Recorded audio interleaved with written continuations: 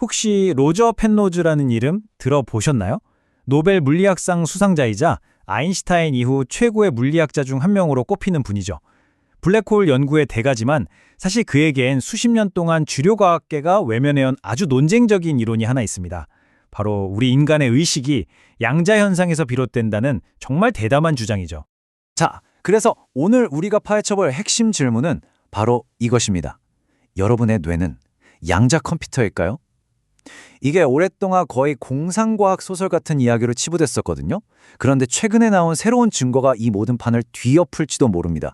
네, 지난 30년간 이 이론이 제대로 주목받지 못했던 가장 큰 이유, 가장 치명적인 약점이 바로 이거였습니다. 양자 효과라는 건 극도로 차갑고 안정된 아주 깨끗한 환경에서나 겨우 관찰되는데 우리 뇌는 정반대잖아요. 따뜻하고 축축하고 아주 복잡하죠? 이 거대한 모순이 바로 오늘 이야기의 핵심입니다. 좋습니다. 그럼 이 이야기가 어디서부터 시작됐는지 그 첫 번째 단서부터 한번 따라가 보죠. 이 모든 건 아주 유명한 수학 정리에서 시작된 마치 한 편의 과학 수사극 같습니다. 괴델의 불완전성 정리. 좀 어렵게 들리죠? 쉽게 말해 이런 겁니다. 아무리 완벽해 보이는 컴퓨터 프로그램이나 수학 공식이라도 그 시스템의 규칙만으로는 절대 증명할 수 없는 진실이 반드시 존재한다는 거예요. 모든 계산 시스템의 근본적인 한계를 드러낸 거죠. 자, 이 문장 한번 보세요. 정말 기가 막히죠? 이게 바로 그 증명 불가능한 명제의 대표적인 예입니다. 이 문장이 참이라고 증명하려는 순간 증명될 수 없다는 문장 자체의 내용과 모순이 생겨버리거든요. 컴퓨터는 이런 역설에 갇혀서 무할 루프에 빠져버립니다. 바로 이 지점에서 펜로즈가 무릎을 탁 친 겁니다. 컴퓨터는 저 문장의 진실을 증명할 수 없지만 우리는 딱 보면 이게 참이라는 걸 직관적으로 알 수 있잖아요. 이건 우리 마음이 단순한 알고리즘, 그러니까 컴퓨터 프로그램과는 뭔가 근본적으로 다르다는 걸 의미하는 거 아니냐? 이게 바로 그의 주장의 출발점이었습니다. 좋아요. 그럼 우리 의식이 컴퓨터 같은 계산 과정이 아니라면 대체 뭘까요? 펜러즈는 이 기묘한 현상이 일어날 수 있는 구체적인 범행 장소, 즉 생물학적 구조를 찾아야만 했습니다. 펜로즈는 괴델의 한계에서 자유로운, 즉 비알고리즘적인 과정을 제공할 수 있는 유일한 후보로 양자역학을 지목했습니다. 입자가 동시에 여러 곳에 존재하거나 멀리 떨어진 입자들이 서로 얽혀서 행동하는 그런 기묘하고 알쏭달쏭한 양자세계 말이죠. 바로 그때 스튜어트 하메로프라는 마취과 의사가 등장합니다. 그는 펜로즈의 추상적인 이론에 바로 여기요 하고 구체적인 장소를 콕 집어준 사람입니다. 그가 지목한 곳이 바로 우리 뇌세포 안에 있는 미세소관이라는 구조물이었죠. 이 미세소관이 뭐냐면요. 원래는 그냥 세포의 뼈대를 만들고 영양분을 운반하는 고속도로 같은 역할을 한다고 알려져 있었어요. 여기까지는 그냥 교과서에 나오는 내용이죠. 그런데 정말 중요한 건 이 미세소관이 뇌의 뉴런에 정말 엄청나게 풍부하게 존재한다는 사실이었습니다. 그래서 이 두 사람의 아이디어를 합쳐서 만든 게 바로 이 조화로운 객관적 축소, 줄여서 옳지 이론입니다. 좀 복잡하죠? 아주 쉽게 말하면 미세소관이라는 양자 컴퓨터 안에서 수많은 가능성들이 중첩되어 있다가 어느 순간 탁 하고 하나의 현실로 붕괴하는데 바로 그 붕괴의 순간순간이 모여 우리의 의식적인 경악을 만들어낸다는 정말 놀라운 생각입니다. 하지만 이 멋진 이론에는 수십 년간 누구도 깨지 못한 거의 완벽에 가까운 알리바이가 있었습니다. 바로 이 알리바이 때문에 뇌에 대한 기존의 관점이 굳건히 지켜져 왔죠. 과학계가 회의적이었던 이유가 바로 이겁니다. 양자 상태라는 게요, 정말 예민하고 까다롭거든요.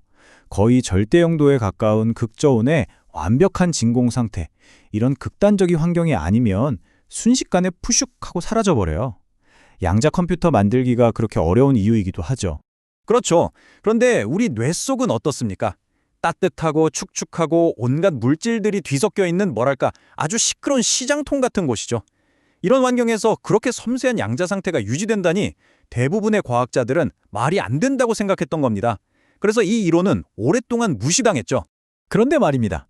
이 완벽해 보였던 알리바이에 아주 의미심장한 균열이 생기기 시작합니다. 드디어 새로운 증거가 나타난 거죠. 정말 놀라운 소식입니다. 펜로즈와 하메로프가 수십 년 전에 지목했던 바로 그 용의자, 바로 그 미세소관에서 대규모 양자 효과가 일어나고 있다는 증거가 발견된 겁니다. 이 발견으로 인해서 판이 완전히 뒤바뀌기 시작했어요. 자, 이게 뭘 의미하는지 알려면 형광과 초방사의 차이를 알아야 합니다. 형광은 뭐랄까 반딧불이들이 그냥 각자 알아서 제멋대로 깜빡이는 거라면요.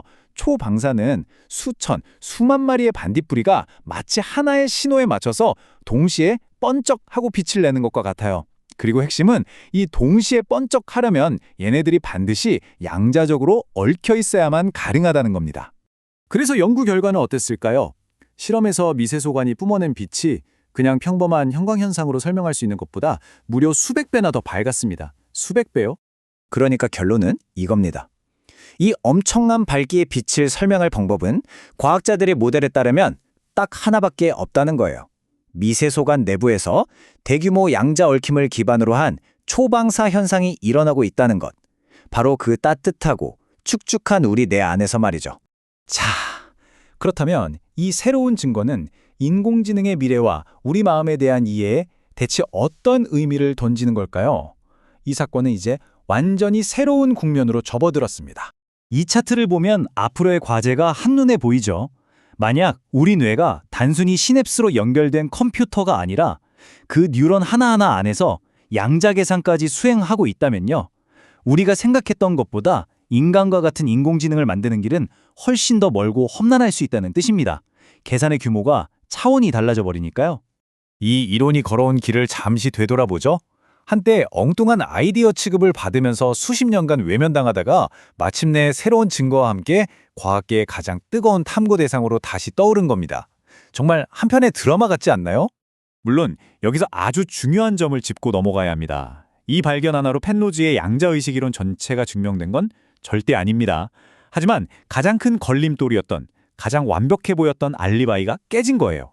따뜻한 뇌에서 양자 효과가 가능하긴 해? 라는 그 근본적인 질문에 네, 가능합니다. 라는 아주 강력한 답을 던져준 셈이죠. 이제 이 이론은 더 이상 무시할 수 없는 진지하게 탐구할 가치가 충분한 가설이 된 겁니다. 그래서 마지막으로 이런 도발적인 질문을 던져보면서 마무리할까 합니다. 어쩌면 지금 이 순간 여러분이 느끼고 생각하고 경험하는 이 모든 복잡하고 생생한 의식 자체가 사실은 거대하게 얽혀있는 하나의 양자 상계 그 자체는 아닐까요? 한번 생각해 보시죠.